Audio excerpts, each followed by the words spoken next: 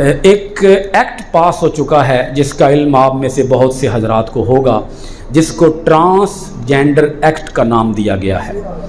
اس act کی وجہ سے اب ملک پاکستان کے اندر جو بے حیائی، فحاشی، عریانی، گندگی، نجاست اور شیطانیت کا جو سیلاب آئے گا، آپ اگر تصور بھی کریں گے تو آپ کے رونگٹے کھڑے ہو جائیں گے۔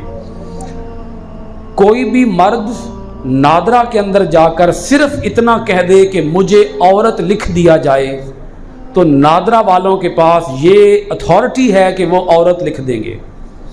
یعنی ایک مرد اپنے جنس والے خانے میں عورت لکھوا سکتا ہے کہ میں عورت ہوں، مجھے ایز اے عورت ٹریٹ کیا جائے، تو ایک مرد کیا بن جائے گا؟ بولیے نا، اونچی نہیں بولیں گے آپ؟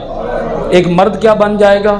عورت۔ ایک عورت جائے گی نادرا والوں کے پاس اور وہ جا کر نادرا والوں سے کہے گی مجھے مرد لکھو، میری جنس کے خانے میں کیا لکھو جی؟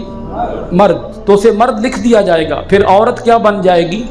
مرد بن جائے۔ جب یہ ہو جائے گا، اور یہ ہوگا کیونکہ آئین پاس ہو چکا ہے، قومی اسمبلی سے بھی اور سینٹ سے بھی بل منظور ہو چکا ہے جی، وہ آپ کے آئین کا حصہ بن چکا ہے۔ اس کے لیے نادرا والے آپ سے کوئی میڈیکل سرٹیفکیٹ بھی نہیں مانگیں گے، یعنی ڈاکٹر لکھ کر دے کہ آپ کا جینڈر یہ ہے، آپ کی جنس یہ ہے، ڈاکٹر کی اس میں پرمیشن کی بھی کوئی ضرورت نہیں۔ آپ اپنی مرضی سے بھائی ٹھیک ہے، آپ چاہتے ہیں کہ میں ایک مرد بنوں تو ایک عورت مرد بن جائے گی، ایک مرد چاہتا ہے کہ میں ایک عورت بنوں تو وہ ایک مرد جو ہے وہ ایک عورت بن جائے گا۔ اب جب یہ ہوگا، اب یہ ایکٹ تو بنایا گیا ہے، بظاہر اعلان اناؤنسمنٹ یہ کی جا رہی ہے یا اس کے اندر لکھا ہوا یہ ہے کہ یہ خواجہ سراؤں کو تحفظ دینے کے لیے ہے، لیکن خواجہ سراؤں کو تحفظ دینے کی آڑ میں کھلواڑ کیا کیا جائے گا اب وہ ذرا سمجھ لیں۔ مغرب کے اندر، یورپ کے اندر یہ ہو رہا ہے، وہاں قانونی حیثیت اس کو حاصل ہے، لیگلی حیثیت اس کو حاصل ہے کہ دو مرد آپس میں شادی کر سکتے ہیں، دو عورتیں آپس میں شادی، آپس میں نکاح کر سکتے ہیں، وہ بحیثیت میاں بیوی رہ سکتے ہیں۔ دو مرد چاہتے ہیں کہ ہم میاں بیوی بن کر رہیں تو وہ رہ سکتے ہیں، دو عورتیں چاہتی ہیں کہ ہم میاں بیوی بن کر رہیں، وہ رہ سکتے ہیں۔ وہاں لیگلی حیثیت اس کو حاصل ہے۔ کورٹ کے اندر جا کر اس کے خلاف کیس نہیں کیا جا سکتا کہ دو عورتیں میاں بیوی کیسے ہو سکتی ہیں یا دو مرد میاں بیوی کیسے ہو سکتے ہیں، وہاں اس کو چیلنج نہیں کیا جا سکتا۔ آئین ہے ان کا کانسٹیٹیوشن ہے۔ اب جب یہ چیز ہمارے ملک میں بھی آ گئی ہے، ہمارے ملک کے اندر بھی اب یہ ہوگا، کیا ہوگا کہ دو مرد میاں بیوی بن کر رہیں گے، دو عورتیں میاں بیوی بن کر رہیں گے۔ آپ تھوڑا سا مجھے یہ بتائیں، اللہ تعالیٰ نے ایک فطری راستہ عطا کیا ہے، بولیے کون سا راستہ؟ اب فطری راستے کو چھوڑ کر اگر ہم غیر فطری راستے کی طرف جائیں گے تو کیا ہوگی؟ بولیے نا، تباہی، ہلاکت، بربادی ہوگی بہت بڑے پیمانے پر۔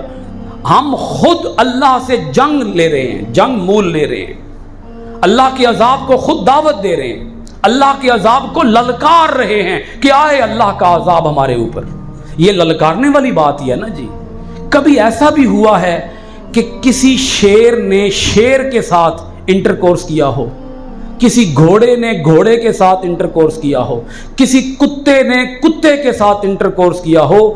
بھائی خنزیروں کو، کتوں کو، شیروں کو، سوروں کو، گھوڑوں، گدھوں کو تو پتا ہے کہ فطری راستہ کیا ہے، انسان کو نہیں پتا کہ فطری راستہ کیا ہے۔ اور صرف انسان نہیں، ایک مسلمان کو نہیں پتا کہ فطری راستہ کیا ہے۔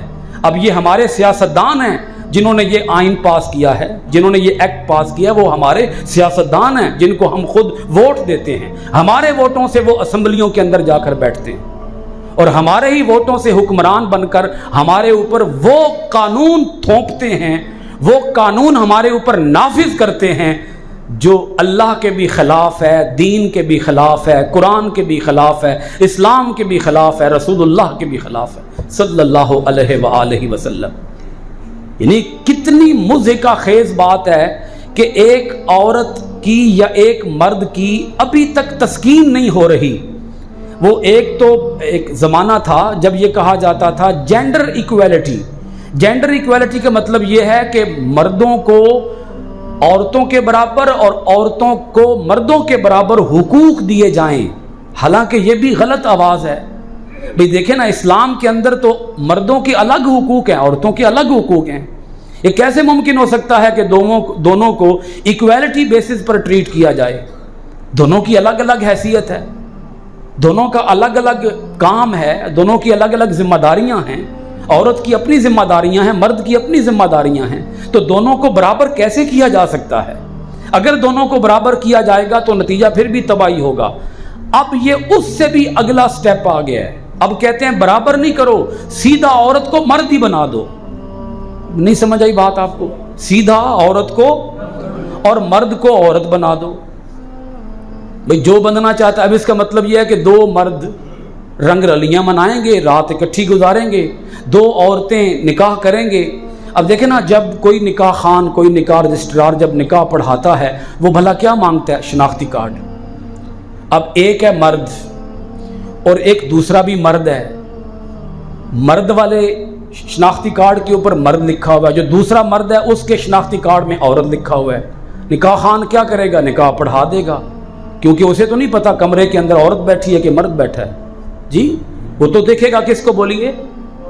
شناختی کارڈ کو۔ تو شناختی کارڈ پر جنس والے خانے میں کیا لکھا ہوگا؟ عورت۔ تو وہ اس عورت کا اس مرد کے ساتھ کیا پڑھا دے گا؟ نکاح، جبکہ حقیقت میں دونوں کیا ہوں گے؟ مرد، یا دونوں کیا ہوں گی؟ عورتیں۔ اب آپ سمجھ چکے ہوں گے، ڈیٹیل میں جانے کی ضرورت نہیں ہے۔ اب ایک آخری بات سن لیں، میں خطاب ختم کرنے لگا ہوں۔ یہ ہونا ہے، یہ ہوگا، کیونکہ نبی پاک علیہ الصلوۃ والسلام نے یہ قیامت کی نشانی بتائی ہے۔ حضور نے فرمایا کہ پچھلی قوموں کے اندر مرد مردوں کے ساتھ زنا کرتے تھے۔ حضور نے فرمایا پچھلی قوموں کے اندر مرد مردوں کے ساتھ زنا کرتے تھے۔ حضور نے فرمایا میری قوم، میری امت 4 قدم اس سے بھی آگے کرے گی۔ حضور نے فرمایا میری قوم، میری امت کیا کرے گی؟ عورتیں عورتوں کے ساتھ زنا کریں گی۔ یہ ہونا ہے، یہ ہوگا، اور اس کے لیے آپ دیکھ لیں زمین ہموار کر دی گئی ہے۔